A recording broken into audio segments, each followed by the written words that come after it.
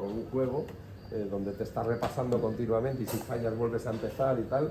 Yo pensaba buenos años, he tenido mi empresa allí, ¿no? Y pensaba seguir con lo mío y bueno, pues hacer proyectos en distintos sitios, ya no estar tan centrado en un sitio como era Madrid, ¿no? Sino ya ya tenía proyectos en México, tenía proyectos en Colombia, o sea, ya empezaba hasta que de repente por fin conseguimos el primer plano hecho ya floteado en condiciones y claro, que yo era maravilloso porque era perfecto, los rayados perfectos, el 3D Studio, poco a poco íbamos metiendo el mundo del 3D con los 4 curiosos de la escuela y tal, y ya nos llaman a todo el mundo, ya empezaban a llamarnos de estudios para hacer renderizados en 3D, el estudio Sanguio Izal, en fin, empecé a trabajar con Moneo también, con un montón de gente, y así poco a poco, siguiendo ese patrón, pues resulta que al final salía una trama que parecía un diseño de urbanismo, un diseño de arquitectura, ¿no? Todas perfectamente alineadas, todas con la misma forma porque era lo óptimo. Claro, ¿qué encuentras ahí?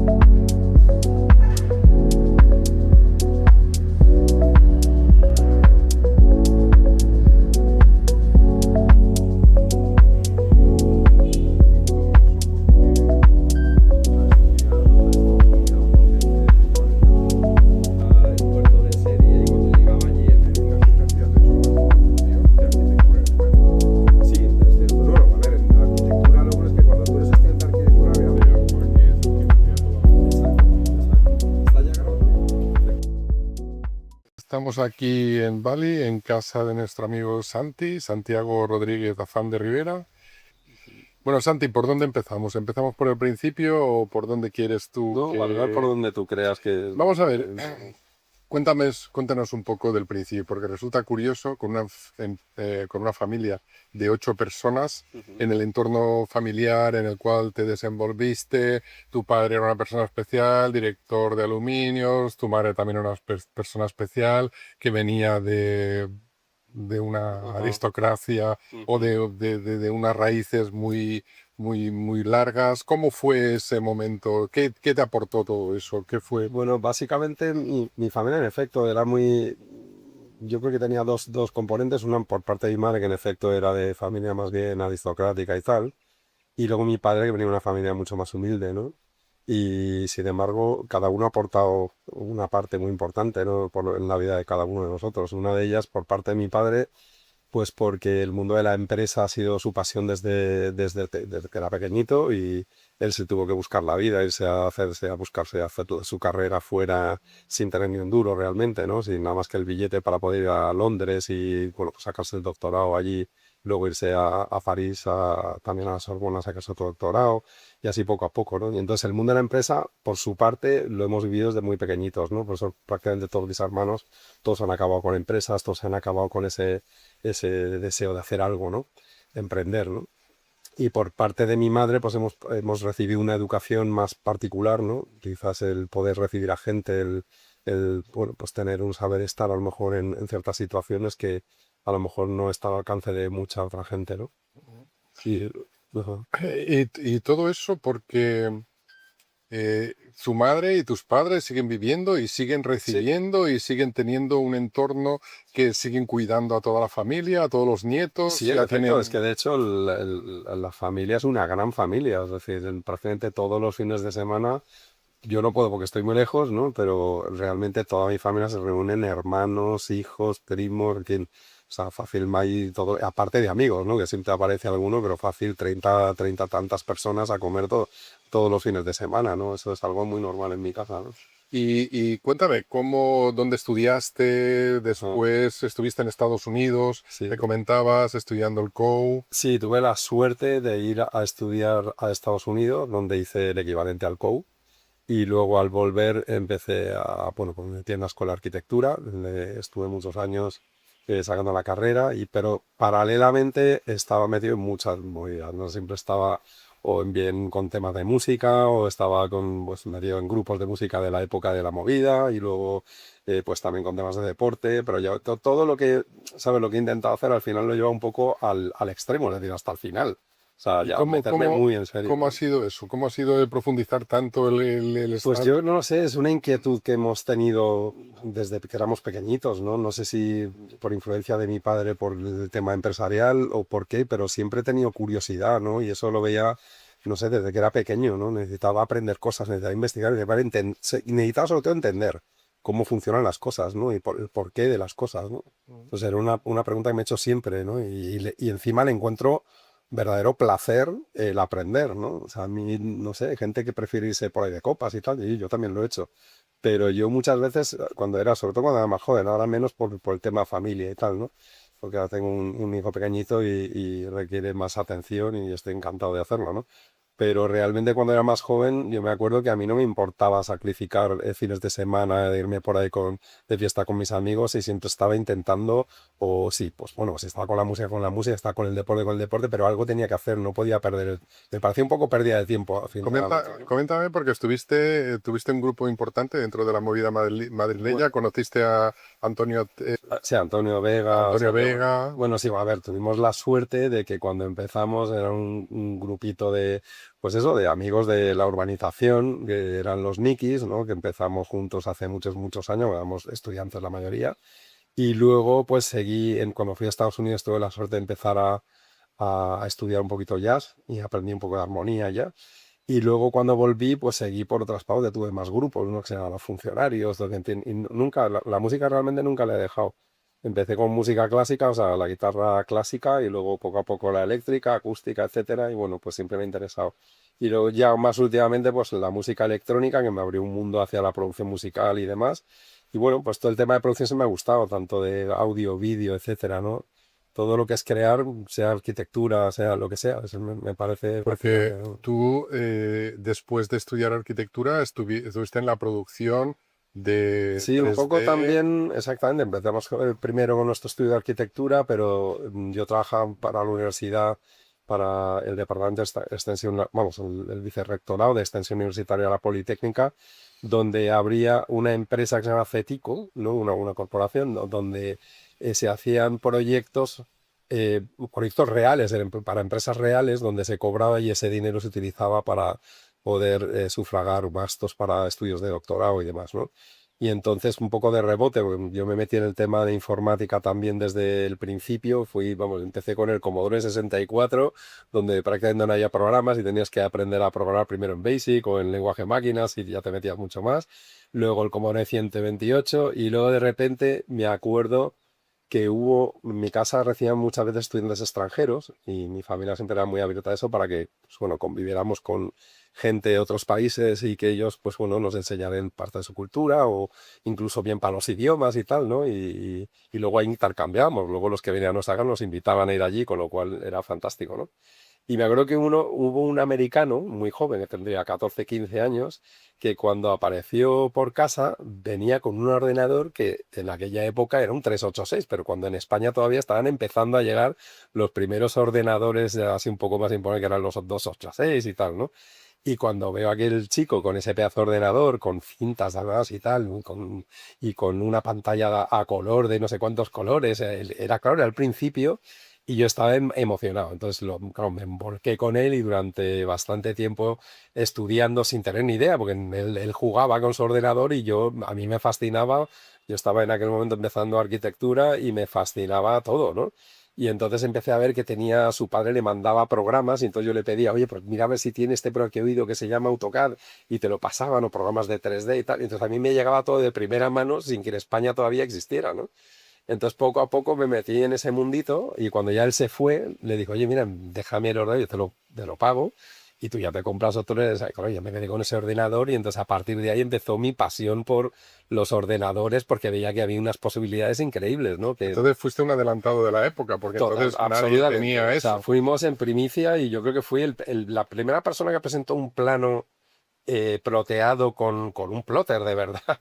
Lo hice yo, pero no porque tuviese el plotter, que yo nunca lo tuve, ¿no? Sino porque tenía un amigo que trabajaba en la Universidad Autónoma de Madrid, porque estaba haciendo el doctorado de físicas, pues continuando la labor de un premio, la investigación de un premio Nobel sobre el microscopio de efecto túnel y demás. Y él trabajaba por las noches en el centro de cálculo, muy cerca del centro de cálculo, en el laboratorio de físicas, ¿no? Pues desarrollando su proyecto, ¿no? Y entonces él me decía, vente para acá y tal, lo vemos contigo y tal. Entonces yo vine para allá y ellos tenían un programador fantástico que se dedicaba a hacer programas para poder visualizar lo que ese microscopio que estaban investigando era capaz de captar por medio de electrones y tal, ¿no?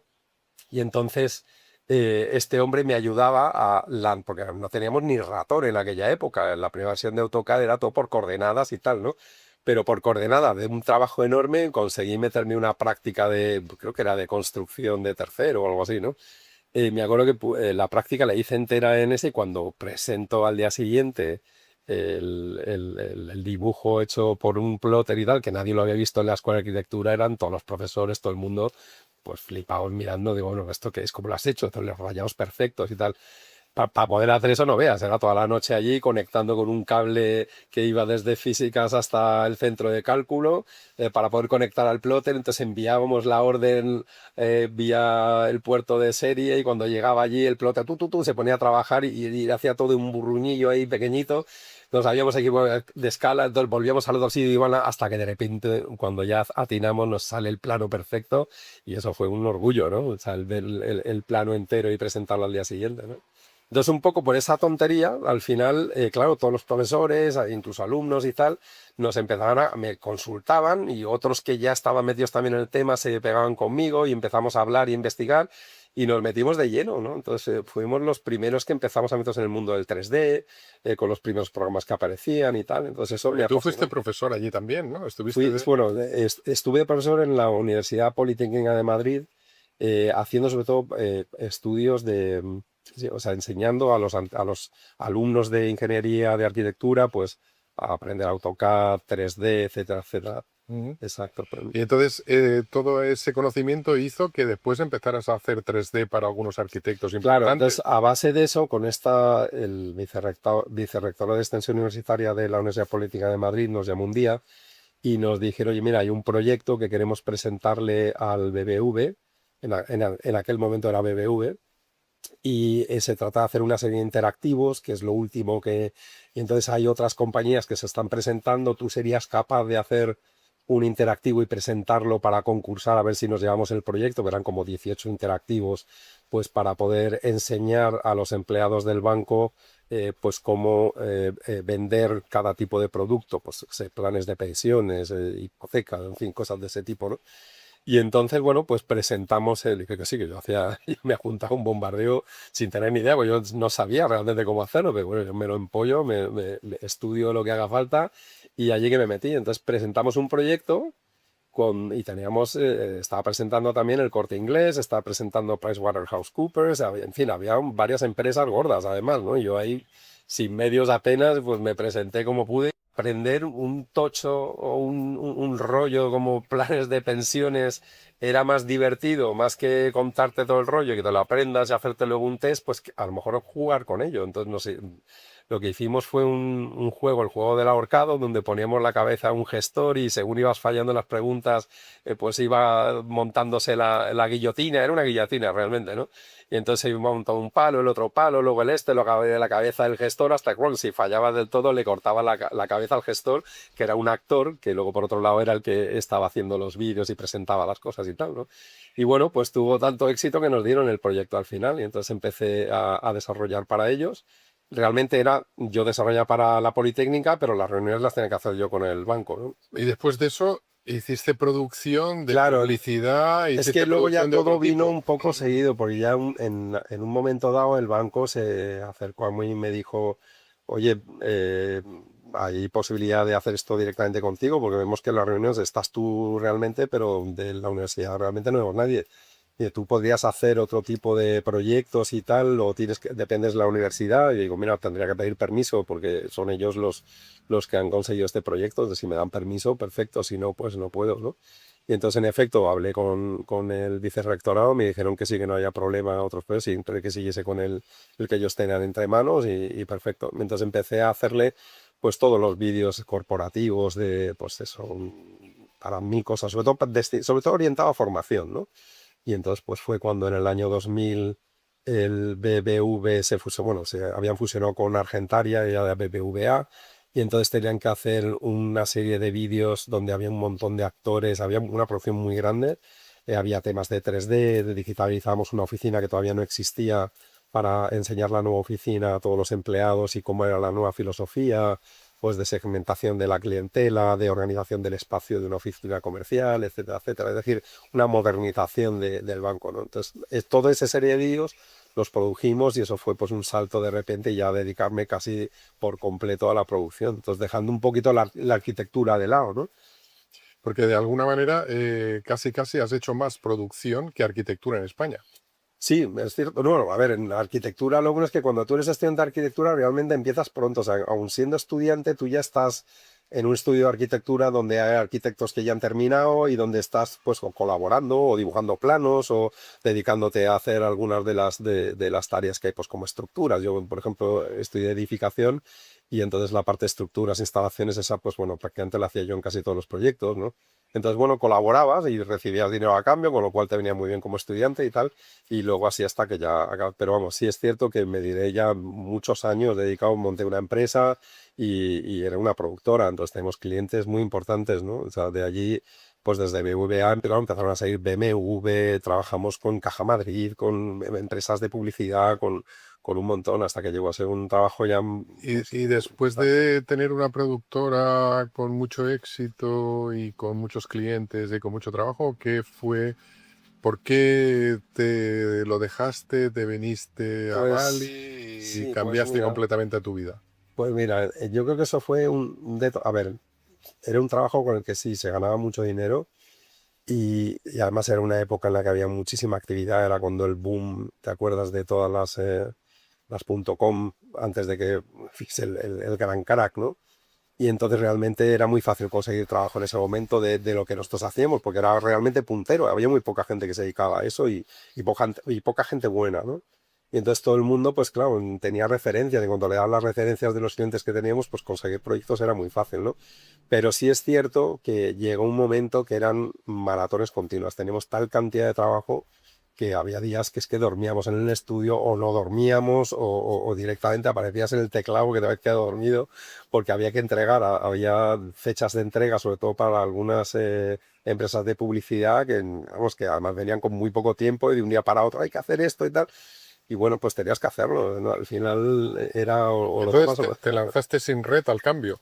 sí, totalmente. Pero es que si no te lanzas, no evolucionas. Entonces, es que es como siempre. Te Es lo que dejaste dicen todo aquello. No, entonces ya verás. Entonces, en el año 2000 yo estaba un poco ya cansado. Estaba cansado y me estaba planteando esto no tiene mucho sentido seguir así, porque sí, ganar dinero, pero si no lo puedes disfrutar, ¿de qué te sirve, no? O sea, ¿qué haces? ¿Trabajas para vivir o vives para trabajar? Esa es la eterna pregunta, ¿no? Pero oye, tampoco te podías quejar porque estás ganando mucho. Pero tuve la oportunidad en el año 2000 de ir a hacer un viaje a México donde realmente se nos abrió un mundo. O sea, allí descubrí otro tipo de arquitectura, otro tipo de forma de vida, ¿no? Y tuvimos una experiencia pues casi renovadora, ¿no? Con un montón de amigos nuevos, y empezamos a viajar. Y una vez que empiezas a viajar es muy difícil parar.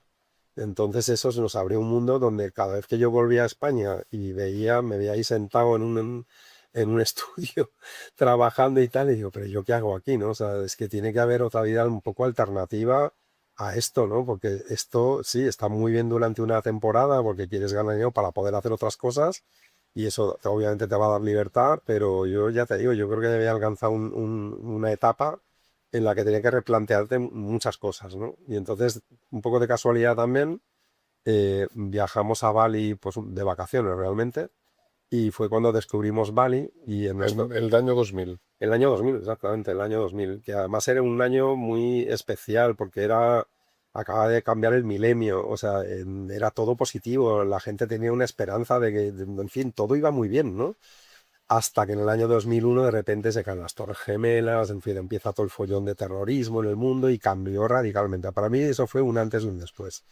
Y cuando descubrimos Bali, nos vimos que, bueno, primero empezamos a venir de vacaciones y nos gustaba mucho, pero estábamos buscando también un poco, entre todos los amigos que habíamos hecho en estos años de viajes, donde a lo mejor pasar una temporada del año y, bueno, pues buscar una alternativa, algún tipo de negocio que nos permitiera no hacer tanto trabajo en un solo sitio, sino parte del año estar en un sitio y parte del año a lo mejor estar en otro para poder variar, porque al final la variación es eso, la monotonía es lo que te hace un poco Tiempo cansar. tarda más en pasar. Exactamente, ¿no?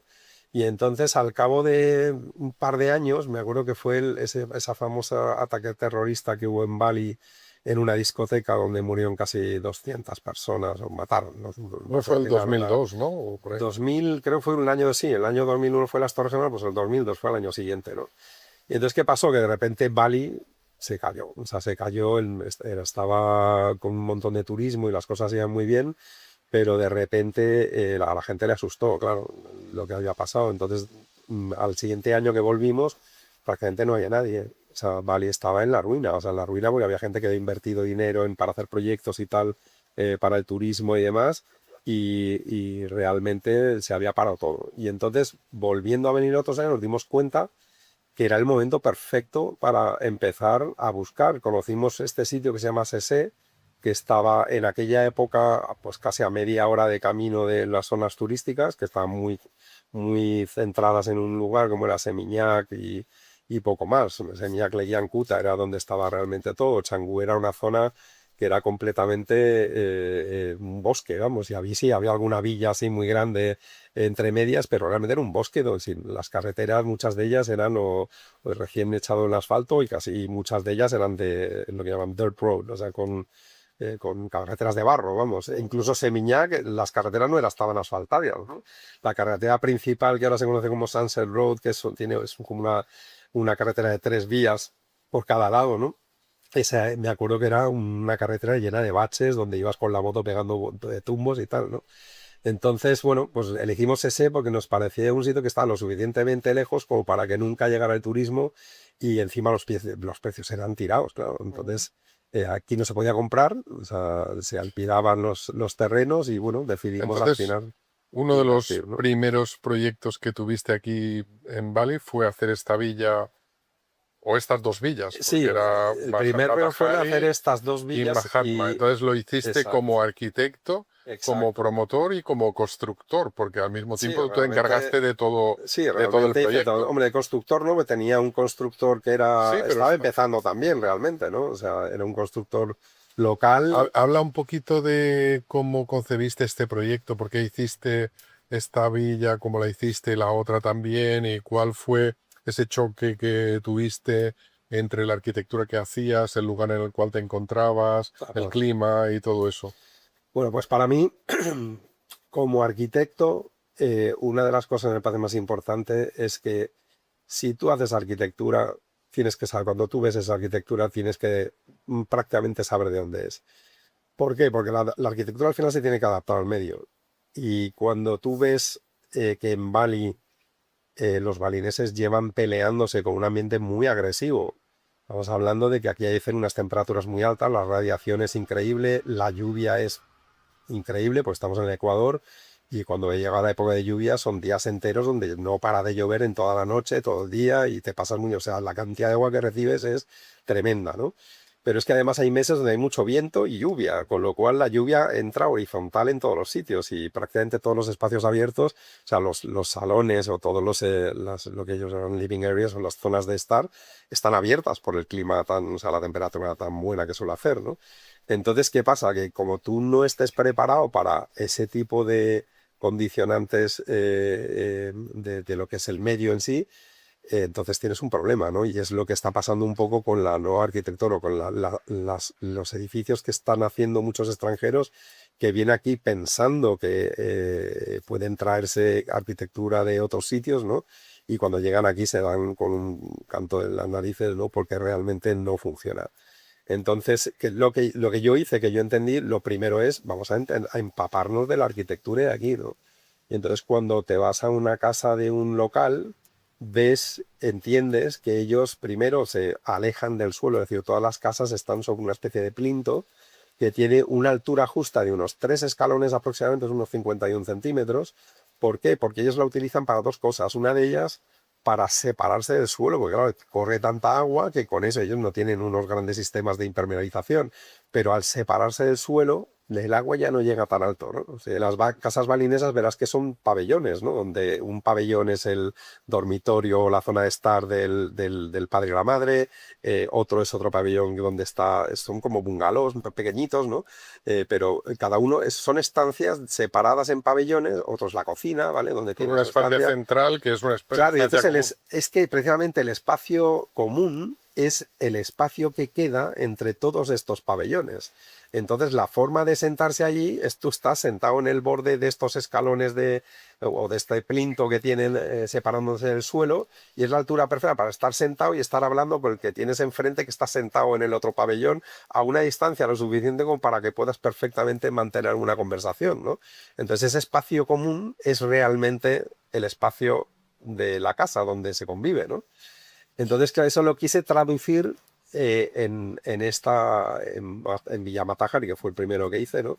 Y Villa Matajari realmente, si te fijas, son pabellones también, donde en uno tienes el pabellón, un bungalow, el otro bungalow, en una zona donde tienes pues este chill out que es también un poco aislado. Luego si ves otro de los pabellones, de un lado es la zona donde están la cocina, comedor, etcétera. Otro pabellón es donde está la zona de televisión, etcétera, etcétera. Y otro en medio que es el gran lobby, que es el espacio central. Y todos ese espacio, para hacerlo más moderno, lo que haces es conectarlos con el agua, que te sirve para muchas cosas, ¿no? Entonces verás que hay unos grandes ponds o estanques con peces y demás, que separa cada uno de los peces, pero a vez los une, ¿no? Entonces, al final, ¿qué es lo que hice? Bueno, pues todos estos pabellones lo que hice fue conectarlos con láminas de agua que sirven para varias cosas. Por un lado, para juntar todos los espacios y unificarlos, ¿no? Y entonces ya tienes un espacio más moderno. Pero por otro lado cumple una función muy importante en Bali, ¿no? En Bali es fundamental la ventilación cruzada, ¿no? Entonces verás que al final del lobby hay dos grandes espacios, hay dos cascadas con dos budas que tienen también otro estanque, todos los estanques están comunicados, ¿no? Entonces encima de ese buda hay un orificio para que el aire pueda pasar y pueda estar haciendo ventilación cruzada. Entonces, ¿qué ventaja tiene? Pues que cuando el aire pasa por encima de la lámina de agua, al evaporar el agua se produce un cambio de fase de líquido a gas, y al producirse ese cambio de fase se necesita coger temperatura. ¿De dónde la coge? Del espacio, del ambiente, ¿no? Entonces, de esa manera refresca el ambiente. Y por otro lado, ese agujero que hay encima de los budas lo que hace es efecto Venturi, es decir, pues parecido como es el ala de un avión. Cuando cuando el aire pasa o el viento pasa a través de el edificio y también sube por encima del tejado, la parte que está subiendo por encima del tejado tiene que aumentar de velocidad para poder recorrer la misma distancia, ¿vale? En el mismo tiempo, ¿no? Entonces, ¿eso qué es lo que hace? Realmente está succionando, como falta presión arriba y menos presión arriba, succiona el aire que hay debajo, ¿te entiendes? Y lo hace salir, con lo cual produce ventilación continua. Entonces eso hace que bajes la temperatura, que en Bali en algunos momentos del año es importante, y hace que refresque y por lo menos bajes 4 o 5 grados de la temperatura normal. Luego le das un pequeño aislamiento a las cubiertas, donde se pone pues, una especie de panel sándwich muy barato pues, realmente, porque son una lámina de triplex que sería de madera de contrachapao, por span de 4 centímetros y otra lámina y eso se pone encima de esas vigas de madera que verás en prácticamente todas las construcciones. Independientemente que de todo lo que es la arquitectura del diseño de la casa, en la ejecución de la casa en Bali hay gente realmente muy buena en el detalle, en la construcción y en el oficio de cada uno de ellos. Háblanos un poco de de todo eso del pulido, del cemento pulido, de la madera, de las antigüedades, Claro. del ulín. A ver, hay un cambio radical de cuando yo vine en ese año porque todavía no había medios aquí en Bali, o sea, cosas muy básicas no existían, ¿no? Por ejemplo, los tubos DREM, eso allí no lo podías conseguir, entonces todo te lo tienes que inventar, ¿no? Pues sí es cierto que la mayor parte de los trabajadores que trabajan en la construcción venían casi todos de Java, o sea, no son balineses, los balineses se dedican más a ciertos oficios, ¿no? Pero el trabajo duro realmente lo hace gente que emigraba desde Java porque sabía que en Bali había trabajo para la construcción y esta gente vivía realmente en unas condiciones que yo ahora cuando lo pienso digo, madre mía, pues ellos, por desgracia, están acostumbrados a eso y para ellos no es gran cosa, ¿no? Pero yo he visto a gente durmiendo dentro de las obras, ¿no? Y por mucho que les construíamos sus... Actualmente también. Actualmente también, ¿no? Por eso te digo, eso es que es parte de su cultura, ¿no? O sea, no, ellos no le tienen ningún apego, prefieren dormir al aire libre, con nosotros sería imposible, ¿no? Pero yo lo prefiero porque están acostumbrados, ¿no? Pero he visto gente durmiendo encima de una plancha de Porespan en mitad de la obra porque no quería dormir en las cabañas que les habíamos hecho con sus propias letrinas y tal para poder estar viviendo al lado de la obra y no tener que pagarse un alojamiento, etcétera, ¿no? Y luego por las mañanas, a pesar de que tenían sus duchas construidas, pues se iban al río a bañarse, ¿no? Y me acuerdo que había un francés enfrente que tenía su villa enfrente del mar y dando a la salida del río y me llamaba Santiago, mira, que están todos ahí en pelotas, ¿no? Bañándose y cada vez que tomo el desayuno con el croissant me los encuentro allí, pues decir que se bañen en otro lado, que vayan... Y digo, hombre, déjales de... Bueno, el caso es que eso es parte de su cultura, ellos están acostumbrados a eso y no les vas a cambiar, ¿no? Pero aparte, yo lo que sí que veo aquí es gente muy creativa y gente que sabe trabajar. Sí, y totalmente. puedes, de alguna manera, pedir lo que quieras, que al Sí, final vas a conseguir totalmente. eso que tú quieres. Es que Cosa volviendo a en hablar de España lo es que me estás imposible. preguntando del tema de los Y los oficios, precios. bueno, Dios, obviamente, ya ha cambiado mucho, ¿no? Pero en aquella época era todo de risa. O sea, realmente el pensar que te podías hacer una villa como esta al precio de un apartamento en España, pues imagínate, o sea, estamos hablando de una diferencia abismal, ¿no? Sí es cierto de que en aquella época era una lucha continua porque la gente no tenía, ellos están acostumbrados a hacer su arquitectura. Entonces, cuando venimos los extranjeros a traernos nuestra arquitectura, con nuestra cimentación, con la forma de entender las cosas, es todo nuevo para ellos. Entonces, no podemos pedir en aquella época que ellos ejecutasen todo bien, ¿no? Luego, la formación, si en muchos países como Europa la peor formación suele estar en el sector de la construcción, pues tú imagínate aquí en Bali, donde la gente venía y realmente el que estaba al lado le iba enseñando al otro que acaba de llegar, no había hecho nunca, no había trabajado, le estaba enseñando lo que tiene que hacer, ¿no? Luego están los oficios, los que son realmente especialistas en el tema. Entonces, para eso aquí hay cuadrillas de gente muy buena que se dedican a cosas muy concretas, pues es al del cemento pulido. Entonces eran cuadrillas donde ellos estaban acostumbrados cuando se hacía todo a mano. Ahora ya se hace con máquina casi todo, ¿no? Pero antiguamente eran varias personas donde echaban el cemento, ellos sabían la técnica para hacer la mezcla entre la parte que necesitaban de piedrecitas, la parte que necesitaban de cemento, la parte que necesitaban de los distintos componentes, la mezcla perfecta con el agua para que no hubiese retracciones después. Y luego tenía un equipo de gente que estaba acostumbrarse a tirarse horas seguidas puliendo a mano con una piedra, con agua, etcétera, y con una especie como de sal para poderlo pulir. Y se tiraban horas y no podían parar porque si paraban, el siguiente que venía tenía una mano distinta, ¿no? Con lo cual el cemento no acababa de ser perfectamente plano, ¿no? Entonces ellos, ya te digo, ellos tenían una técnica y era increíble. Entonces, estuviste varios años construyendo esta casa. Sí. Bueno, ¿Aprendiste el idioma? sí, ¿Aprendiste claro, el idioma además, el indonesiano? a ver, primero aprendí el idioma es fácil realmente, el indonesio, no balinés es más complicado, pero indonesio es un idioma relativamente sencillo, primero porque no utiliza, no hay conjugaciones de verbos, se utiliza sobre todo fundamentalmente verbos, adverbios, por ejemplo, yo comer ayer, o sea, yo comer ahora, entonces el infinitivo siempre se utiliza el mismo y luego es adverbios de tiempo, lugar, etcétera, y con eso ya aprendes a chapurrear un poquito, luego aprenderlo bien el idioma, como todos los idiomas, pues Pero lleva bueno, tú tiempo, no ¿no? solamente has aprendido el idioma, sino que has aprendido la legislación, has aprendido las costumbres, has aprendido Claro, qué es lo eso, que tienes que hacer aquí, porque tú llevas aquí ya, ¿cuántos pues años? veintitantos años, 25 o Veintitantos así, años. ¿no? Llegué en el 2000, pero realmente vivir, empecé en el 2005. Y sí. después de eso te has dedicado a gestionar y administrar. Claro, y lo mismo, todo ha venido rodado, o sea, porque una vez que haces las villas, sí, al principio, claro, tampoco había mucha gente que se dedicase a la promoción, al marketing, a mantenerlas, a contratar al staff. Entonces sí, había pocos y los que había estaban empezando, realmente había muy pocos, ¿no? Y entonces, cuando yo ya terminé los proyectos y tal, yo pensaba, bueno, yo sé, he tenido mi empresa allí, ¿no? Y pensaba seguir con lo mío y, bueno, pues hacer proyectos en distintos sitios, ya no estar tan centrado en un sitio como era Madrid, ¿no? Sino ya empezar ya tenía proyectos en México, tenía proyectos en Colombia, o sea, ya empezábamos a tener, pues, bueno, con la posibilidad de estar viajando y hacer cosas y un poco abandonar ya la producción, que era un poco lo que me tenía un poco cansado, ¿no? ¿Y cómo Pero, fue eso de quedarte aquí? pues porque, pues yo creo un poco al final fue lo mismo, una cosa te lleva a la otra, ¿no? Y si al principio me quedé aquí porque me gustaba y tenía este proyecto que tenía que llevar a cabo, luego me acuerdo que al poco tiempo, realmente, no te creas que pasó mucho tiempo cuando decidí que Bali era el buen sitio, ¿no? Yo me acuerdo que venía por las mañanas a hacer las visitas de obra y venía con mi moto y me acuerdo viniendo con la moto que pasabas por los pueblos, pueblecitos chiquititos, ¿no?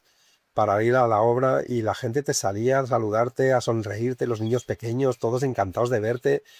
Joder, y era una sensación diciendo, esto así da gusto, ¿no? Entonces, bueno, ya te digo, yo me acuerdo viniendo, la gente saliéndote a saludar, pues sonriéndote, o sea, era una diferencia. Y me acuerdo de una de esas, volví a Madrid y me acuerdo que estaba metido en un atasco yendo a Madrid, no me acuerdo qué exactamente, era por un tema de trabajo, ¿no? Pero me acuerdo que estaba yendo en una caravana por la mañana y miraba a mi alrededor todo el mundo con un cabreo, una línea de kilómetros que veías allí para entrar en Madrid, diciendo, madre, esto es todos los días.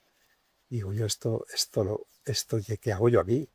Entonces, claro, volvías a Bali y era el cambio, era otro mundo distinto, ¿no? Digo, esto se ha acabado. En fin, que una de las cosas, tú que has viajado por el mundo, Ajá. más importantes que hace que Bali sea especial, aparte de la La naturaleza y gente, todo eso, es la la gente. gente, la gente, la cultura es muy especial, la gente es especial. La gente es algo, a mí es lo que me ha apasionado siempre. O sea, Bali, luego cuando te pones a ver playas, bueno, sí, hay alguna playa chula, pero vamos, para con las playas que hay en Tarifa, en España, en mil sitios. O sea, las ¿Y qué playas. crees tú que hace a la gente de Bali que sea especial, que tenga este carácter? Pues yo, hombre, obviamente es su cultura. O sea, ellos creen en el karma, en que lo que das lo recibes. Y eso ahora sí creo firmemente en ello. O sea, si toda tu vida estás dando, la gente al final te da a ti y te devuelve. Si estás dando mierda, te van a devolver mierda. Esa es la realidad, ¿no? Entonces, de alguna manera, la cultura hinduista es la que hace... Obviamente, eso hace una diferencia abismal, incluso con el resto de Indonesia. El resto de Indonesia son gente fantástica, e incluso, vamos, te vas a Java, a muchos otros sitios, ¿no? Y la gente es fantástica.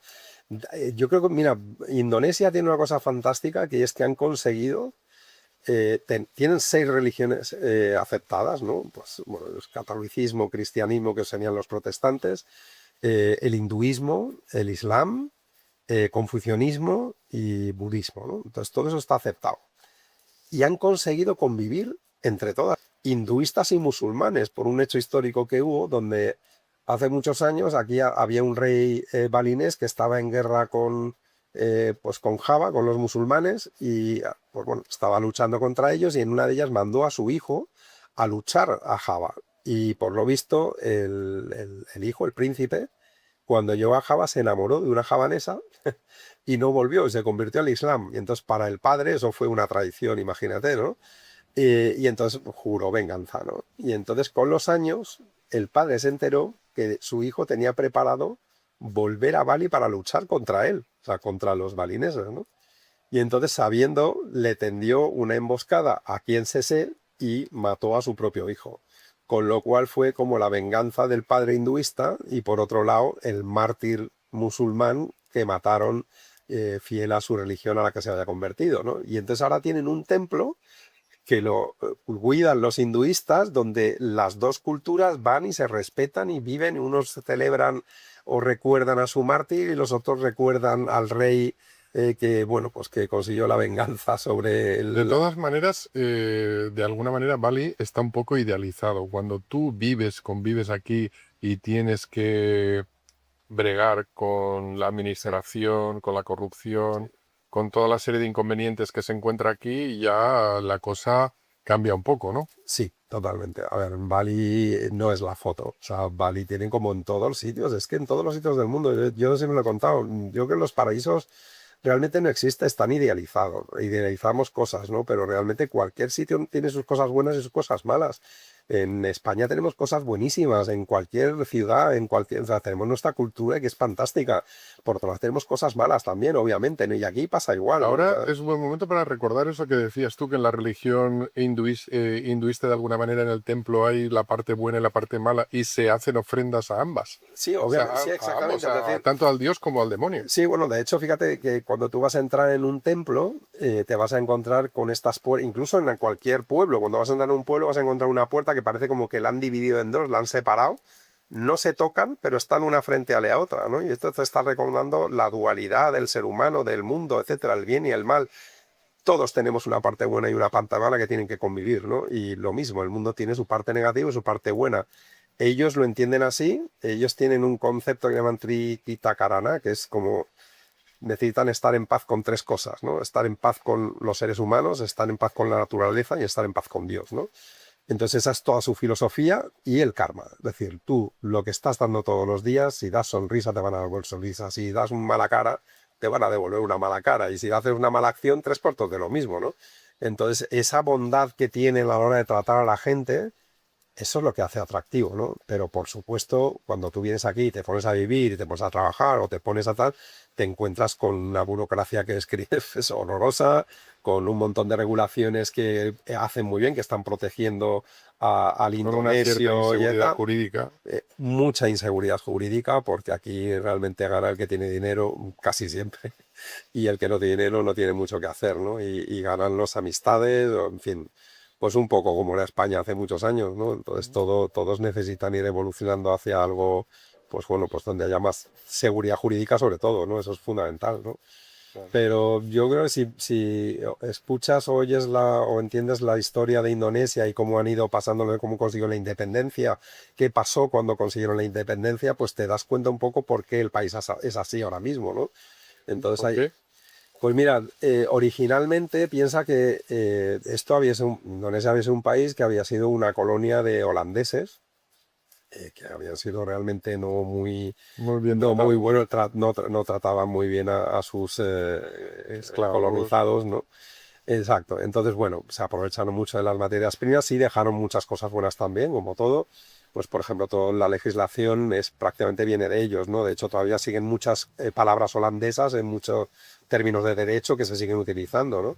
Entonces, ¿qué pasó? Que cuando de repente consiguen la independencia después de la Segunda Guerra Mundial, tenían a este primer presidente que era Sukarno, y Sukarno, claro, se encuentra con un país que había estado dominado por los japoneses en los últimos años, los holandeses estaban intentando volver y él tenía que intentar conseguir aglutinar a esa cantidad de gente, pues son ahora mismo 17.000 islas, ¿no? casi exacto, casi 18.000 islas, que además están que como es un país volcánico, salen y desaparecen otras y tal, pero vamos, son Con miles 1.000 de islas. culturas y 1.000 idiomas. Claro, en aquel momento ni siquiera existía un idioma común, o sea, hay 150 y tantos idiomas distintos, dialectos ni te cuento. Imagínate tú para administrar un país donde todavía no tienes un ejército, todavía no tienes una policía o una administración que esté realmente instaurada, salvo la que tenían los holandeses originalmente, que esa pues obviamente desapareció cuando los holandeses se fueron y se quedaron estructuras ya un poquito, pues bueno, que ya no funcionaban, ¿no? Entonces, ¿qué hizo Sukarno? Sukarno se aproximó al Partido Comunista porque el Partido Comunista en aquella época estaba en boga, bueno, pues China, Rusia, la Unión Soviética, etcétera, y obviamente ellos estaban intentando expandirse por todos lados. Entonces el Partido Comunista tenía medios, estaba patrocinado, y el Partido Comunista tenía la jerarquía, tenía la estructura organizativa para llegar realmente a todos lados, ¿no? Entonces eso, oye, le interesaba mucho para poder administrar pues tantas islas, tantos idiomas, tantas culturas, etcétera, ¿no? Es un país vastísimo. Tú fíjate, además de las islas, la extensión que tiene, porque empiezas realmente desde la parte de Java occidental, ¿no? Donde está Banda Aceh y Casi demás, 400 millones de hasta personas, Irian ¿no? ya, o sea, vamos, exacto, hasta Papúa, Nueva Guinea y todas esas islas de allí. Estamos hablando de varios usos horarios, ¿no? A tener una estructura que pueda Claro, una estructura dominarlo. administrativa, porque que si no, ¿cómo ibas a comunicarte con uno que está en una isla que habla otro idioma distinto? Y era imposible, ¿no? Entonces, ¿qué pasa? Que por otro lado estaba Estados Unidos en aquel momento intentando contrarrestar la influencia de la Unión Soviética y China, que estaba obviamente financiando al Partido Comunista, y por otro lado Estados Unidos estaba financiando a sus agentes también para intentar que no se le fuera del medio, o sea, de su bloque, Un país tan Indonesia, importante. claro, porque es que ya estaban cayendo Camboya, Vietnam, en fin, estaban todos los países y como consiguieron Indonesia ya tenían todo el sudeste asiático conseguido, ¿no? Entonces eso lo tienen que evitar a todas cosas. Entonces, bueno, pues allí pagaron obviamente al siguiente presidente que se llama Suharto, y Suharto era un militar, ¿vale? Y este militar, esto estamos hablando de cosas que son hechos que se hablan, que nunca se han probado, pero es lo que dice, lo que se dice realmente, que este hizo una especie de coup d'état donde secuestraron a Un golpe de varios estado. generales, exactamente, un golpe de estado, donde secuestraron a varios generales que eran afines a Sukarno y los secuestraron diciendo que habían sido los comunistas, los mataron a todos, los tiraron a un pozo y realmente se montó, apuntaron a los comunistas, han sido los que han asesinado y se levantó todo el mundo contra los comunistas.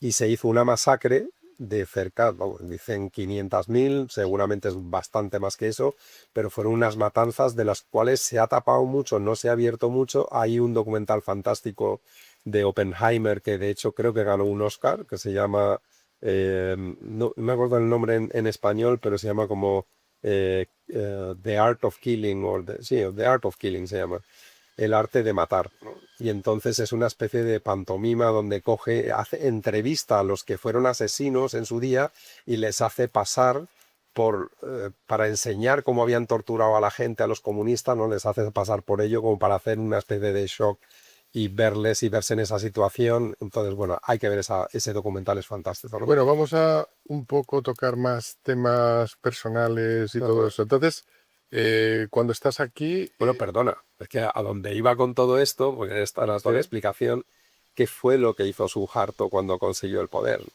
Suharto dijo, vamos a ver, lo primero que necesito es un idioma. Entonces lo primero que hizo fue conseguir que implantar el indonesio. El indonesio es realmente traído del malasio, ¿no? Entonces él es más refinado, le quitaron la influencia inglesa y utilizaron más palabras holandesas, ¿no? Dentro del idioma y alguna portuguesa también por la influencia de Timor y demás, ¿no? Y entonces tuvieron ya primero un lenguaje, o sea, un lenguaje común que se empezó a instruir en las escuelas, etcétera. Y eso hace que unifiques el país bastante. Segunda parte, por supuesto, consiguió llegar administrativamente, pero ya lo tenía el Partido Comunista, con lo cual, ¿qué hizo? Se fue a cada isla y empezó a nombrar a los que eran realmente la mafia de cada sitio. Dice, oye, ahora te voy a poner galones, tienes pago del Estado, pero tú ahora trabajas para mí. Y entonces realmente toda esa policía militares que había de aquella época, que son los que controlan prácticamente todas las grandes empresas ahora mismo en Indonesia, toda esta gente son los que ahora están un poco en el poder, ¿no? Entonces, por eso toda esa corrupción que había entonces se ha mantenido, ¿no? Son los que mandan, entonces siguen estando allí, ¿no? Esto me da un poco de miedo contarlo por si hay algún indonesio que lo vea, pero bueno. No creo que haya Pero es lo muchos, que sí, entiendes por qué hay tanta claro. corrupción, por qué hay tanta... Eh, bueno, vamos a cosas un poco más Sí, personales. Entonces, después te enamoras aquí y te casas exactamente. Entonces con me una caso con mujer. una indonesia, ella es de un pueblo que se llama, bueno, una ciudad que se llama Bogor, que era la antigua capital de Indonesia. Es sundanesa, ella habla sundanés, que es otro idioma completamente distinto también a diferencia del javanés y del balinés y del indonesio. Y además es una cultura muy, muy curiosa porque a pesar de ser musulmanes, es una cultura que es un matriarcado. Es decir, son las mujeres realmente las que mandan en Sunda. Y tienen viven el Islam de una manera muy abierta, muy, ¿sabes? Ellas son muy libres, muy, ¿sabes? En comparación con otras zonas, por ejemplo, de Java, como puede ser Solo, como puede ser pues el sultanato, ¿cómo llaman este sitio? En Yogyakarta, ¿no? Entonces, que donde a lo mejor es un islamismo un poquito más tradicional, ¿no? Pero en general, el Islam en Indonesia es muy abierto y sobre todo porque tiene la influencia de todas las religiones anteriores. Es decir, Indonesia entera ha sido animista primero, que el animismo eran aquellos que adoraban los árboles, las montañas, las grandes allí creían que había algo especial, sobrenatural. Eso se ha mantenido, se mantiene en el hinduismo de Bali y se mantiene también en algunas supersticiones que hay en Java y en todos los demás países musulmanes, perdón, en todas las demás islas musulmanas, ¿no? Y luego, por otro lado, la religión musulmana que hay es mucho más tolerante y es otra forma completamente distinta de la que hay en Medio Oriente. Primero por eso, porque tienen la base del animismo y después el hinduismo. El hinduismo estaba en todas las islas durante varios cientos de años. Entonces eso realmente ha quedado un pozo que se ha mezclado con el Islam y ha salido algo que es muy especial, ¿no? Entonces, por eso se vive de otra manera. Y en una misma familia indonesia te vas a encontrar, a lo mejor los padres son musulmanes, la hija es budista, el otro es cristiano y no pasa nada. Y De todas conviven, ¿no? maneras, se vive de manera muy diferente en cada una de las islas, porque no es lo Sí, mismo estar en Bali que estar en Lombok, absolutamente, que ¿no? estar en Java. No, claro, Porque solamente claro, cada cómo una van las tiene niñas todas absolutamente, uniformadas a la escuela, la mezquita que está totalmente. 5 veces al día cantándote o más veces con un sonido Sí, claro, que es que por eso te digo, Indonesia es tan vasta que vayas donde vayas tienes una forma distinta. No todos los musulmanes van con el kurdún. De hecho, te vas a Yakarta y hay mucha gente que no lo lleva. Y en muchas zonas de Sunda, vamos por la calle y prácticamente nadie lleva el kurdún, ¿no? Te vas a otros sitios y sí lo llevan. Entonces, a mí lo que me encanta es esa riqueza cultural, es decir, oye, tienes de todo, o sea, y conviven todas, que eso es lo más maravilloso. Es decir, ¿por qué se respetan todos y nosotros en otros sitios no sabemos entender que hay otras culturas distintas y que pueden convivir perfectamente, ¿no? A veces, no sé, o sea, lo mismo que idealizamos alguna, incluso nuestra propia cultura, por otro lado, muchas veces estigmatizamos religiones o otras culturas simplemente por desconocimiento. Porque de alguna manera lo que estabas comentando antes, que casi al final todas las religiones en el fondo quieren lo Sí, mismo. todas persiguen lo mismo. Mira, yo me tuve que hacer budista, y me digo me tuve porque yo realmente no era, o sea, sí, he sido católico y luego he vivido en cada país una religión distinta, además vivirla de verdad, o sea, en Estados Unidos estuve un año viviendo con una religión baptista, con una familia baptista y lo viví y me pareció fantástico como vivían otra forma de vivir su religión, ¿no? Luego en Indonesia, pues por supuesto la hinduista que la vemos todos los días y luego por otro lado la familia de mi mujer que son musulmanes y en fin, y luego muchos amigos judíos también, o sea, entonces ves que realmente todas las religiones, todas las familias quieren lo mismo, quieren vivir con sus hijos, quieren, o sea, realmente la ética es muy parecida. En el fondo, este sacerdote budista, que fue el que nos casó, de hecho, me contó una cosa que me pareció fantástica y es que realmente las religiones son simplemente los distintos caminos para llegar al mismo sitio, que es la trascendencia con Dios o con lo que cada una que quiera creer que es el significado de su existencia, ¿no? Pero es realmente distintos caminos, cada uno con sus ritos y sus historias, pero básicamente todo el mundo quiere convivir. Volvemos un poco a la historia original de la arquitectura de las primeras ciudades y tal, ¿no? O sea, el código de Hammurabi, ¿no? Lo que quiere la gente es convivir. Entonces hay unas reglas y todo el mundo quiere convivir, todo el mundo quiere tener la seguridad de estar viviendo con su familia, sus hijos, procrearse sin problemas. Entonces esas reglas, sí, tenían algunas variaciones según el sitio donde vivas, ¿no? Que algunas nos parecen chocantes porque no es donde vivimos nosotros, ¿no? Pero todo es aceptable y todo es entendible. Y cuando lo llegas a entender un poco más en profundidad, ves que, oye, es igual que en todos lados, ¿no? Y otro giro de guión muy importante es que hace 3 años has tenido un hijo. Sí, señor, eso sí que cambia las Y cosas. cuenta la experiencia y cómo ha cambiado todo esto, porque tú has tenido hijos, pero hace ya Sí, bueno, de 30 y hecho, pico de años. este es mi tercer matrimonio. El primero fue con una española, el segundo con una cubana, el tercero con una indonesia. Espero que no haya más, ¿no? Porque ya me faltan 2 continentes para cumplirlo. No, ahora estoy encantado y sobre todo es eso de tener pues un hijo que tiene 40 años. Mi hija falleció hace 2 años de un cáncer. Pues debería tener ahora 42 y bueno, pues tengo 2 nietos fantásticos Y este pequeño de 3 añitos que tengo, que es, vamos, como es darte la juventud. O sea, sí, es una locura la energía que tiene ya con cierta edad pues puesta, ¿no? Pero, vamos, es que te da la vida. O sea, realmente ahora es cuando pues yo siempre había pensado, y los que tienen que cuidar a los críos son los abuelos, que son los que tienen la sabiduría, los que tienen el tiempo, los que ya han trabajado, ya no están tan agobiados, ¿no? Y bueno, yo estoy casi haciendo más de abuelo que de padre, ¿no? Pero, Entonces, entonces, ¿cómo lo educas? ¿Con qué tipo? pues yo eh, creo que, oye, es que yo creo que los abuelos educan mejor que nadie. En las cosas no hay que imponerlas, hay que atraer a los críos para que hagan lo que por un lado ellos dicen, pero tú les vas guiando, obviamente, ¿no? Entonces no hay que imponer la disciplina. Me parece que está bien en ciertos momentos, ¿no? Pero hay que dar un poco, hay que saberlos guiar, ¿no? Y muchas veces dependemos también de los colegios que pensamos que ellos se van a ocupar de todo y vamos a ser quién es mejor para que no nos quite mucho tiempo también, ¿no? Pero realmente somos nosotros, somos los que estamos detrás y los que tenemos que influenciar y sacar el tiempo para estar con ellos. El problema es que en la vida que tenemos ahora mismo, mucha gente no tiene el lujo de tener tanto tiempo porque depende del trabajo y cuando sale tiene que seguir a lo mejor trabajando en otra cosa para poder llegar a fin de mes. Entonces eso hay que tenerlo en cuenta, ¿no? Entonces quiere decir, como me contabas antes, que todos tus intereses, tus hobbies y todo eso han quedado aparte porque ahora le dedicas el tiempo que Es tienes o el tiempo cierto, que te es que al resta a tu hijo. final tienes que decidir. Mira, yo con este mundo, lo mismo que en los negocios, todo consiste en saber lo que quieres y poner las cosas en orden según la prioridad que tú quieras dar, ¿no? Entonces, para mí mi prioridad ahora mismo es mi hijo, o sea, eso lo tengo claro. Entonces, si tengo que sacrificar otras cosas, pues eso para mí es ahora mismo lo más importante, pues tendré que sacrificarlo, ya llegará el momento de hacerlo otra vez y demás, ¿no? Eh, Me acuerdo de una cosa que me comentaste en su día que te dijo tu padre, que lo bueno, lo perfecto es enemigo de lo bueno. ¿Cierto? Explica un poquito eso porque la verdad es que es interesante para... Cierto, cierto. Yo creo que, vamos a ver, yo no soy empresario y sin embargo llevo empresas y llevo empresas prácticamente siempre, ¿no? Pero en lo más profundo de mí, yo soy realmente, yo soy productor, yo soy artista, yo soy un profesional. Yo soy profesional en lo mío, en lo que me dedique, me da igual que sea arquitectura, que sea lo que sea.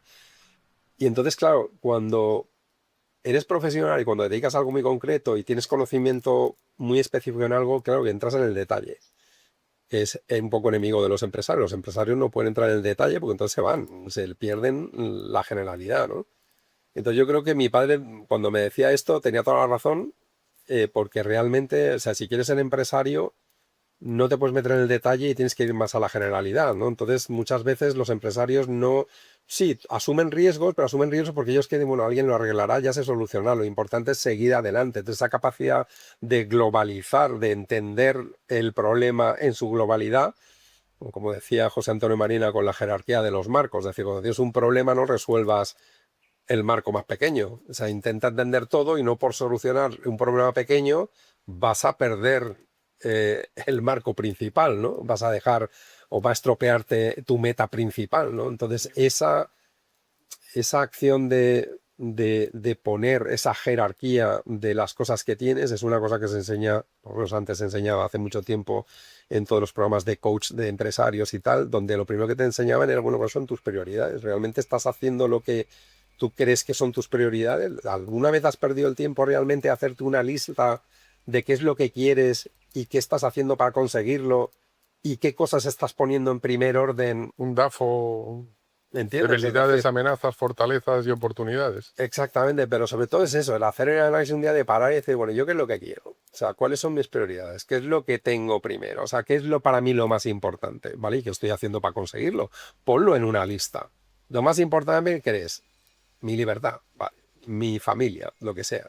Vas poniendo y una vez que tienes eso, vale, y lo que estoy haciendo me está realmente dirigiendo para conseguir eso que creo que es lo más importante o que es mi prioridad absoluta, ¿no? Bueno, pues está claro que hay veces que cambian esas prioridades con el tiempo, ¿no? Pero de hacer esa reflexión de vez en cuando, de volverte a, siéntate, que se me está yendo la vida por otro lado porque no quiero y la vida me va llevando por otro camino, pero yo quiero tomar las riendas, no quiero que la vida me lleve por donde ya quiere, ¿no? Sino para en un segundo, pon otra vez tus, ¿sabes? Tus prioridades en un papel y cuando las tengas ahí delante, es cuando las has puesto en orden, ahora, ¿qué estás haciendo realmente para conseguirlo? ¿O qué vas a hacer para conseguirlo? Y mucha gente se queda en eso, sí, sabe las prioridades, pero luego no hace nada para cambiar y para poder conseguir lo que quiere, ¿no? Y sí es cierto eso que dicen por ahí, que lo he oído muchas veces en todos estos vídeos de Ayuda. ayuda y demás, ¿no? Eso de que cuando de repente decides algo, todo a tu alrededor se va encajando para realmente que lo puedas conseguir. Pero si tú no das ese paso de tomar esa dirección en pos de ello, no va a suceder. Entonces, de ese momento en que decides a por ello, venga, cueste lo que cueste y voy dejando cosas aparte porque esa es mi prioridad, de repente todo el mundo todo se va adaptando, todo lo que te va surgiendo, si vas aprovechando las oportunidades, te va a dirigir hacia el sitio que Entonces, quieres. si tuvieras que dar un consejo a un chico o una chica de 25 años que a lo mejor está en España, que no ve un poco el futuro claro, que de alguna manera ve que hay mucha incertidumbre, que con la inteligencia artificial se asusta, que se da cuenta de que a pesar de haber estudiado no puede ejercer de aquello que ha estudiado y tal, ¿qué le dirías? Mira, lo primero que le diría es que no te preocupes por hacer lo que has estudiado. Tú puedes tener un montón de aficiones y demás. Entonces, yo por lo menos lo que he hecho toda mi vida, sí, hice arquitectura, pero la arquitectura y cualquier carrera, lo que te da es un conocimiento general para poder tener capacidad de análisis, tener capacidad de estudio, saber analizar las cosas. Eso es realmente lo que te va a dar una carrera. Entonces, de ahí aprovecha eso. Entonces, lo otro, oye, si hay que cambiar, hay que cambiar. Lo que más se está apreciando ahora mismo, lo que más vale hoy en día, es la capacidad que tienes para cambiar. Entonces, si no eres capaz de adaptarte a las cosas que vienen nuevas, lo vas a tener mal. O sea, entonces es más vale que, oye, no pasa nada, vamos a cambiar, utiliza, ya llegará otro momento donde harás otra cosa. A mí eso es lo que más me ha traído, aprender cosas nuevas. Y es que es otro challenge. No te quedes en lo tuyo. Si quieres, oye, ¿te gusta tocar la guitarra, te gusta tocar el piano, cualquier instrumento? Tócalo, pero como afición. Y ese práctico también, ¿no? Yo creo que la IA, por ejemplo, me estabas comentando, la IA, yo no la veo como un enemigo. Yo la veo como una posibilidad para hacer cosas más grandes. O sea, tú vas a tener la posibilidad de hacer cosas muchísimo mayores, es decir, más importantes, ¿no? Porque vas a tener la ayuda que antes tendrías que estar pagando, tenías que tener no para tener una ayudante, ahora te vas a tener la IA que te puede ayudar con un agente y demás, ¿no? Y, Entonces eso me parece muy importante. No te quedes en esa, bueno, es que hice esto, no pasa nada, o sea, cambia. Y seguro que vas a encontrar cosas maravillosas, mano, que te van a llenar igual de y bien, ¿no? tú, para ti mismo, ¿qué quieres para tu futuro? Porque yo creo que eres una persona que tiene mucha capacidad de enseñar como profesor, tienes mucho conocimiento, creo que te gusta, creo que también eres bueno y que al mismo tiempo sabes de muchísimas cosas, sabes de fotografía, sabes de imagen, sabes de cine, sabes de vídeo, sabes de inteligencia artificial, sabes de muchas cosas que son conocimientos muy importantes, que hay gente que no tiene y tienes al mismo tiempo la capacidad de poder enseñar eso, porque al mismo tiempo tienes muy claras las ideas de qué es lo más importante y qué es lo otro.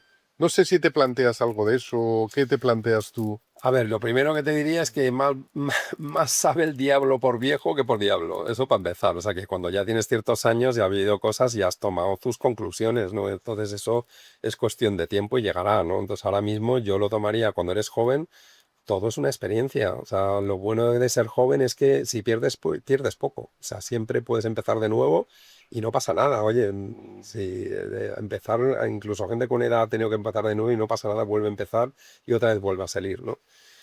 Para un futuro, yo lo que quiero es simplemente tener más tiempo. O sea, ahora mismo el trabajo que yo hago es totalmente, o sea, te consume pues prácticamente 7 días de la semana, 24 horas día y noche. O sea, esa es la realidad, ¿no? Entonces, lo que sí quiero encontrar es cada vez más tiempo, porque ya va llegando a cierta edad donde me gustaría, pues sí, no quiero jubilarme, porque realmente no me gusta jubilarme hasta que me muera, porque no sabría estar sin hacer nada. O sea, es que eso de estar en la vida contemplativa y tal, a mí nunca me ha atraído. A mí me atrae aprender, me atrae estudiar cosas, aprender, entender. O sea, entender para mí es fundamental. Ni siquiera quiero aprenderme las cosas de memoria, prefiero entenderlas, porque si las entiendes, luego es muy fácil, si no te acuerdas, deducir, ¿no? Entonces eso te va a ayudar después para otras muchas cosas. Eso lo aprendiste en arquitectura, eso de saber entender las Es cosas más que que aprender de memoria, porque en mira, España tenemos un sistema muy claro, pero es que memorístico de precisamente, aprender de mira, en memoria. arquitectura, me acuerdo, los temarios eran tan amplios, tan vastos, tantas asignaturas, tanto que era muy difícil aprenderte cosas de memoria. O sea, tenías que ser un potentado, y sí, por supuesto que los hay, ¿no? Pero tenías que ser un potentado, una memoria increíble para acordarte de todo. Yo a lo mejor no tenía tanta memoria como los potentados esto, pero lo que sí que intentaba era entender las cosas, no aprenderme de memoria. Yo a mí fórmulas de memoria no me acordaría, pero sí entiendo y como lo entiendo las deduzco. Entonces eso me parece más importante. Entonces poco a poco se te va dando una estructura de conocimiento a partir de la cual, oye, ¿yo para qué me voy a acordar de una fórmula si la hago así, la IA me las va a dar? Ya ni siquiera tengo que hacer muchas veces los cálculos porque me los da la IA, pero sí que tengo que tener el juicio suficiente para entenderlo y saber si se está equivocando la IA o no. Porque ahora pensar que la IA te va a responder siempre bien y que no va a cometer fallos es un error enorme. O sea, tú tienes que estar detrás y los profesionales de verdad que utilizan la IA para ayudarse es una ayuda, pero lo más importante es discriminar y tener el rigor para poder saber si la IA se está equivocando o no. Eso me parece fundamental. La IA no es... porque claro, ¿de dónde coge los datos? Los coge de la red en general.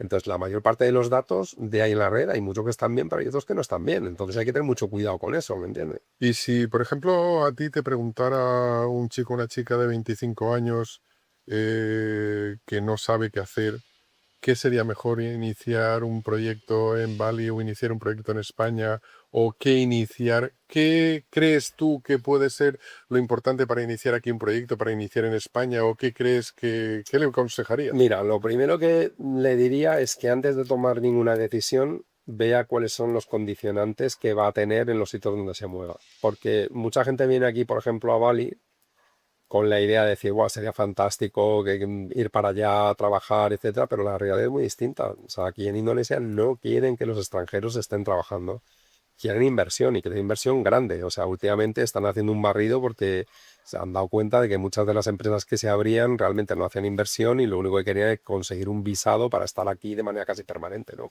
Entonces, que puedas conseguir como un profesional específico en una cosa concreta que te den trabajo aquí, sí es posible. O sea, hay que buscarlo y se puede encontrar y lo puedes conseguir.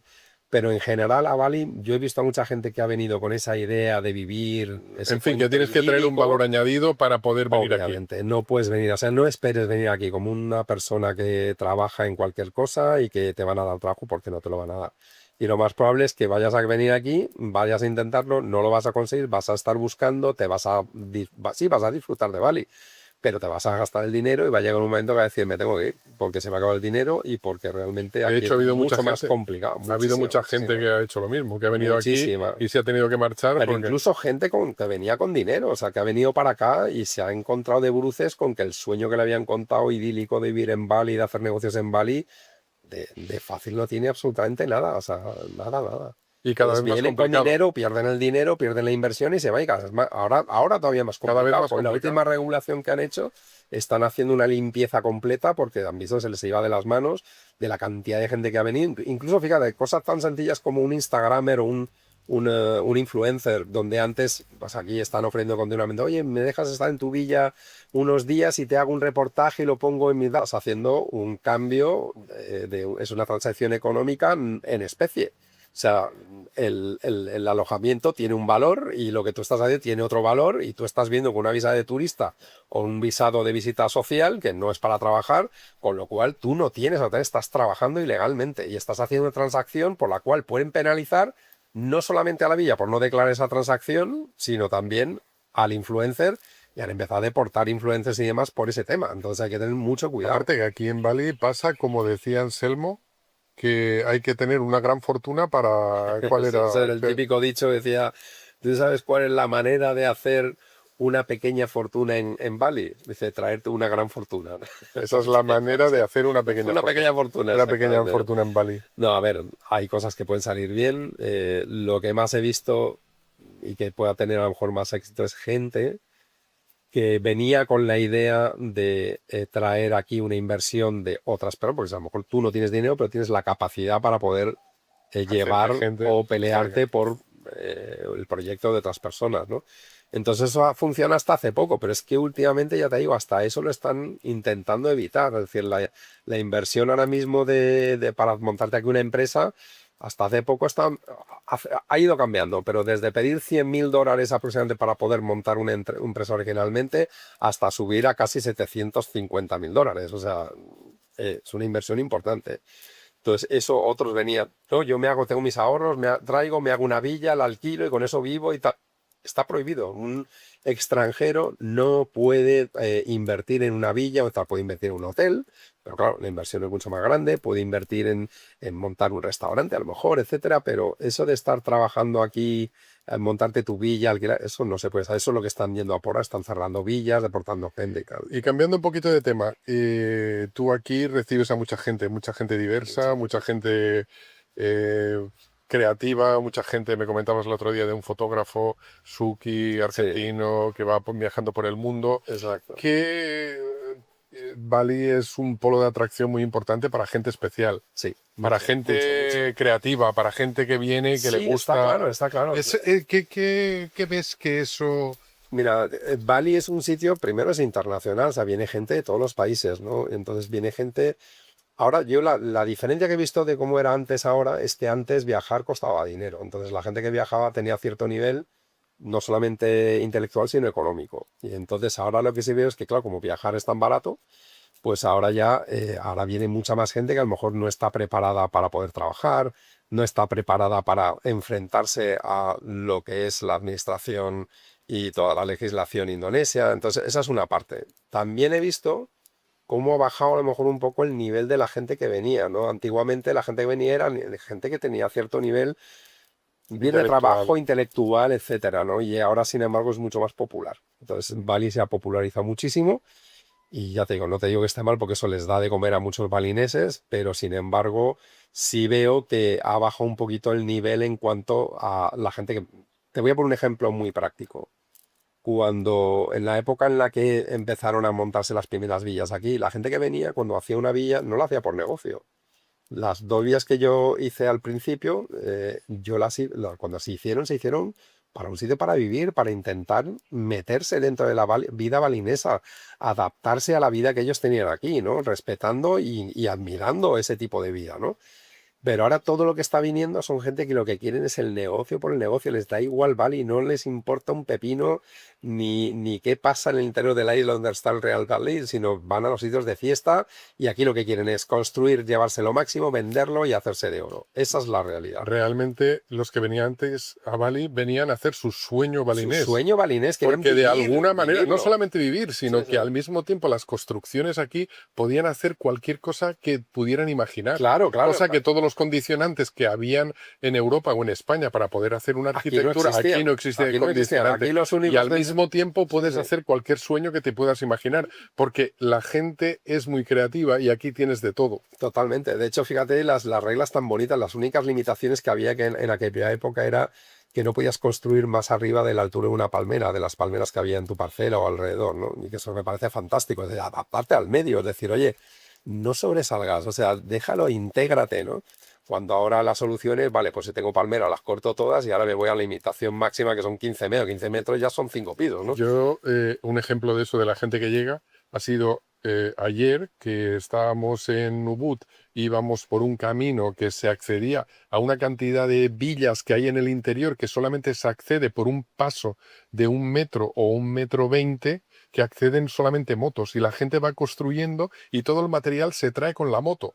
Todos los bloques, toda la arena, toda la tierra, Sí. y detrás un tipo pitando, y ya te ves al alemán o al europeo o al australiano pitando de la moto, cosa que ningún balinés, ningún javanés, nadie hace nada de eso. Mira, porque lo primero es la educación y cada vez que pasa el otro, te separas al lado y dices gracias, gracias. Me recuerda a algo que fue para mí una experiencia al principio, cuando yo llegué aquí a Bali. Y me acuerdo que iba en mi moto y me acuerdo un día por la mañana iba con prisas, ¿no? Y bueno, pues eso que adelantas, en aquella época no había tanto tráfico, ¿no? Pero bueno, cuando había un semáforo la gente esperaba y tal. Y entonces aquí, claro, las líneas son de decoración, las líneas no las respeta a nadie, ¿no? Entonces, bueno, te adelantas, te pones el primero y miras para atrás y la gente sonriéndome. Sí. Y claro, eso a mí me chocó, porque eso lo haces en España, bueno, te están fusilando, pitando, no llamándote nadie, de todo aquí y no tal. pita casi nadie, No pita pita, para avisar claro, qué pasa. y luego yo no entendía por Pero qué. no diciendo, pita para reclamar, sino para avisar para qué pasa. avisarte, exactamente. Pero a mí lo que me atrajo fue cuando me dieron la explicación y digo, joder, ¿por qué la gente aquí no se mosquea cuando te pones el primero y tal? Y dice, no, porque te entienden que a lo mejor es porque tienes prisa. De hecho, digo, porque con esa lógica, imagínate, entonces claro, no se alteran. Entonces ves que no, nada que ver, o sea, con España, ¿no? Yo creo que que aquí, por ejemplo, con todos los rituales que tienen de su religión y todo eso, de alguna manera les da tiempo a parar de todo eso que estás haciendo. Nosotros creo que nuestra mente no le damos el espacio para parar, y al no darle el espacio para parar, entonces no hay ningún momento de reflexión ni ningún momento de descanso. Y la mente, Totalmente de si la acuerdo. dejas completamente que se pierda, Totalmente de al final acuerdo. la Es mente es la que te manda. Totalmente Y de aquí, acuerdo. en Es el cambio, como ese concepto. ritual, igual como los árabes, que los árabes tienen sus momentos de oración que son buenos, que paran cada vez al día para dar gracias o para lo que sea, y todos esos procesos y todos esos rituales que ya hemos perdido son los rituales, y habla el Bulchu Juan y otra gente de que al perder los rituales Totalmente. nos perdemos a nosotros mismos. Ya, totalmente de acuerdo. Y además te voy a decir una conclusión a la que llegas, ¿no? Cuando vives aquí muchos años. ¿Tú te acuerdas eso que decían de que el tiempo es oro, ¿no? Bueno, el tiempo no es oro. O sea, aquí el concepto del tiempo es completamente distinto. Eso es un mal invento occidental. El tiempo es oro, ¿no? Realmente lo único que es importante es la vida. La vida es lo que es oro. El tiempo no. Y cuando estamos tan ajustados con el tiempo, la vida pasa muy rápido. Entonces, es cuando estás prestando la atención al detalle, a no sé cuánto, la vida pasa mucho más despacio. Entonces, esa diferencia de concepción de lo que es el tiempo en sí, lo ves y lo identificas en el momento. Yo, mira, yo cuando veo a algún cliente que acaba de llegar, da igual, de España, de Alemania, de donde sea, Australia, de cualquier sitio, y los veo que vienen todos acelerados, ¿no? Y están todos como que quieren todo hacer rápido, todo no sé cuánto y tal, y están preocupados, los veo un estrés que te afecta porque no estás acostumbrado a ello.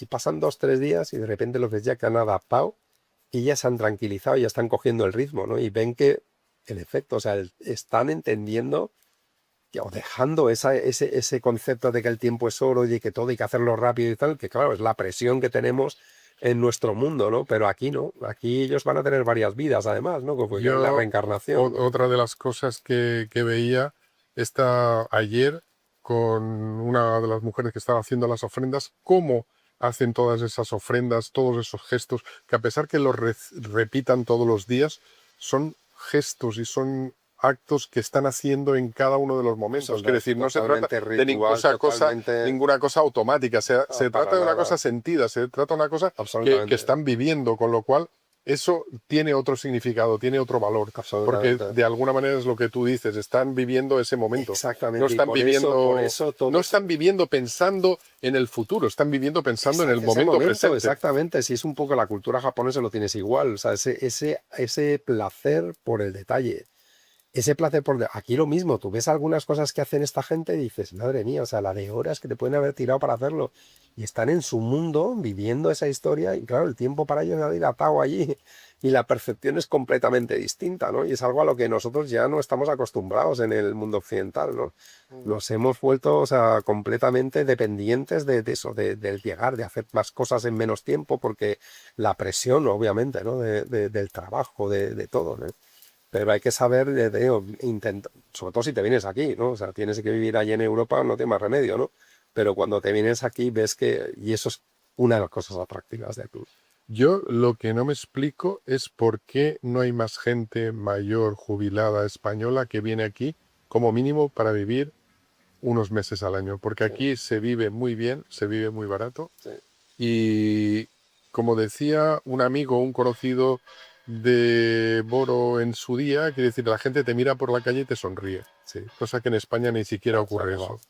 Sí, Incluso es que la propia naturaleza es muy agradecida, porque solamente el clima, la humedad, el calor, el agua, la comida, la propia comida, toda la cantidad de especias, la cantidad de cosas que tiene. Quiere decir, todo eso es un disfrute para el cuerpo, el movimiento. Solamente ir con la moto estás haciendo un ejercicio. pero volvemos a lo mismo. Todo eso está muy bien, todo eso está muy bien, o sea, la comida, el tiempo, pero realmente la gran diferencia es el concepto del tiempo. O sea, aquí el tiempo pasa de otra manera, te lo digo en serio. O sea, la gente se acostumbra, por eso mucha gente se desespera cuando vienes a trabajar aquí y vienes con el estrés de allí, de intentar hacer todo y que todo funcione y tal. Aquí aprendes tómatelo con calma porque esto no va a tu ritmo, esto va al ritmo de aquí.